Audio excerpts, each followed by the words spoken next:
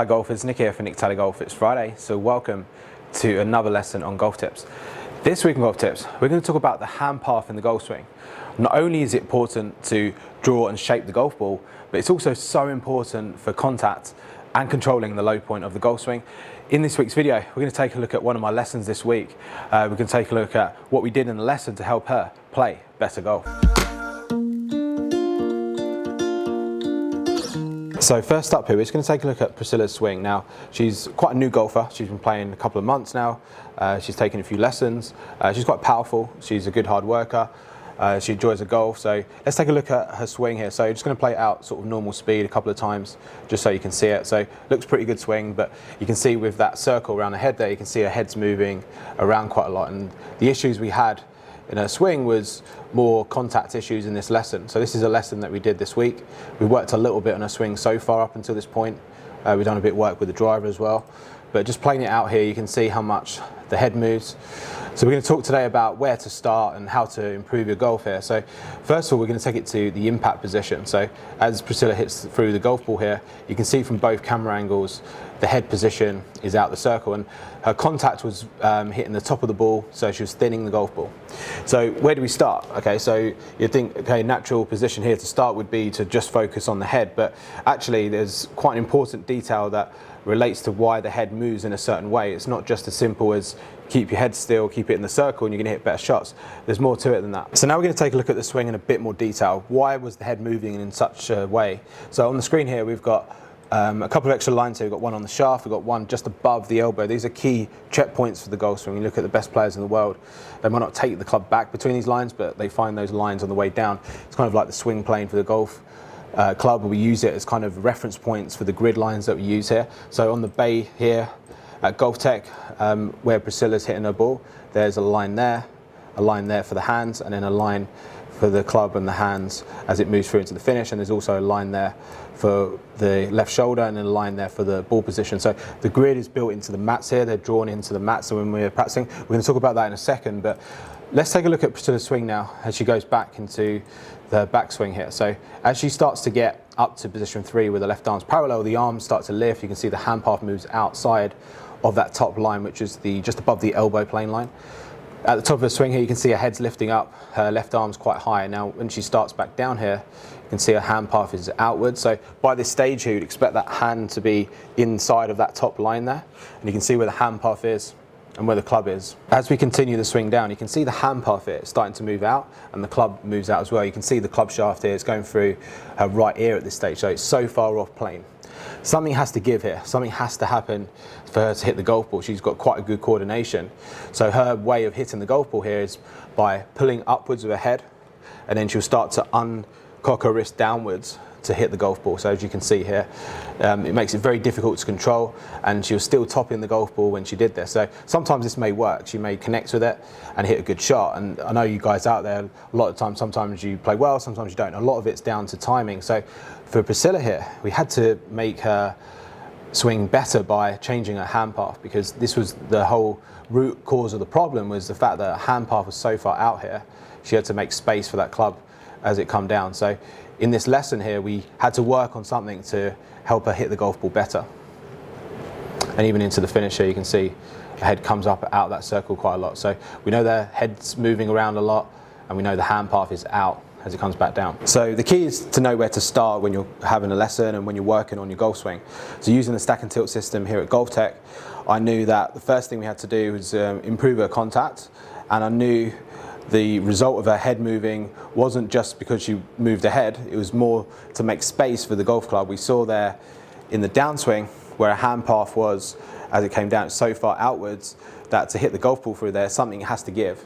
So she ended up pulling her head back, unhinging her wrist to try and hit the golf ball, and that's really hard to time. Now sometimes that might work and you hit a good shot, and I know a lot of you guys out there, you have rounds that are more consistent than others, and sometimes you can have compensating moves to hit the golf ball. Now sometimes that works, but in this case you could see there was a big movement out of her hands in the downswing and the head pulling back a lot, which is really hard to control.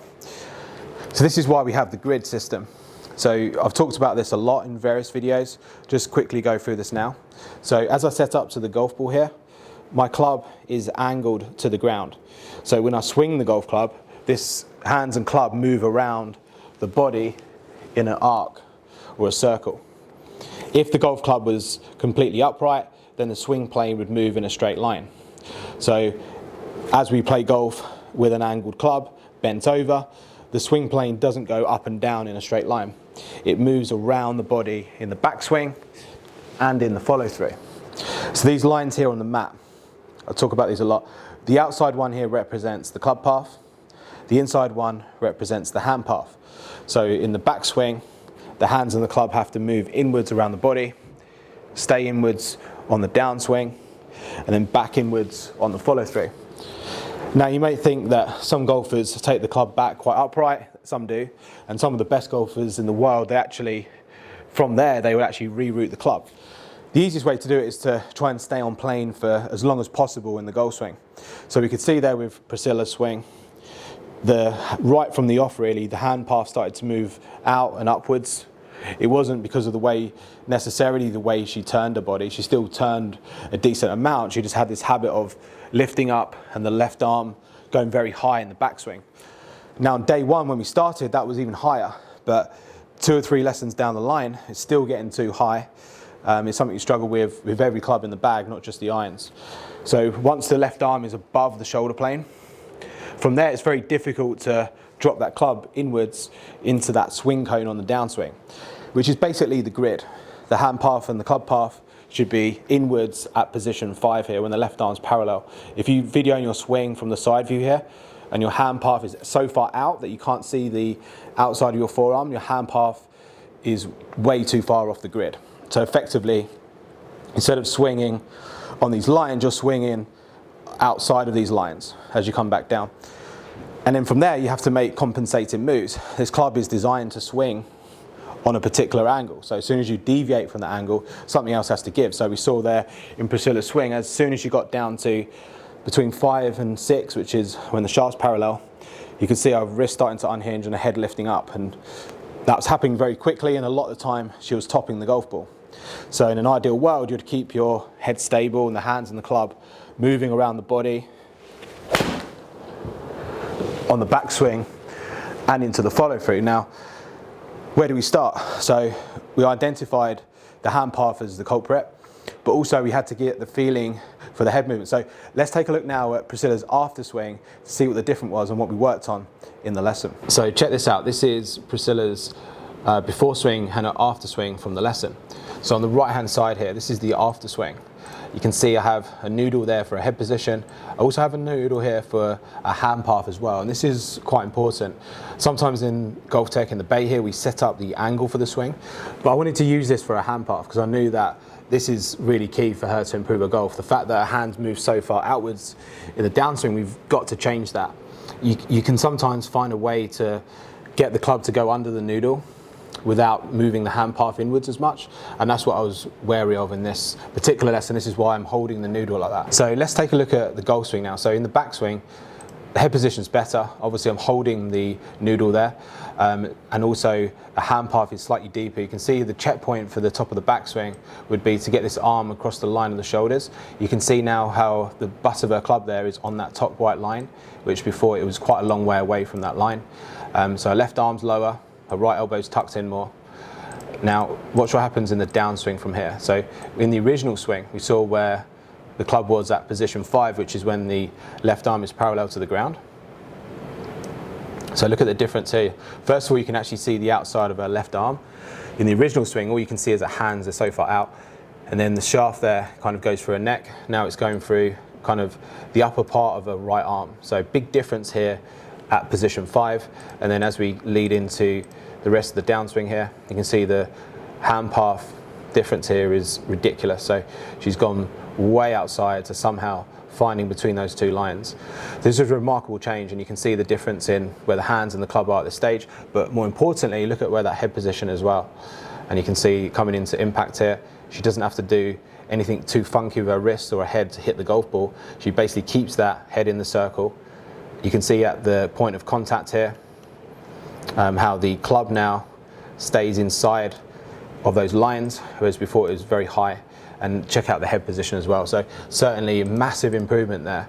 And as she comes through, she also keeps her head more stable here as well into the follow through. So overall massive difference there in the hand path, and as a result she was able to keep her head more stable because it was easier to hit the golf ball. So original golf swing really high, hand path out, head moves back to hit the golf ball. Latest swing, head's more stable, hand path now working much closer to these lines.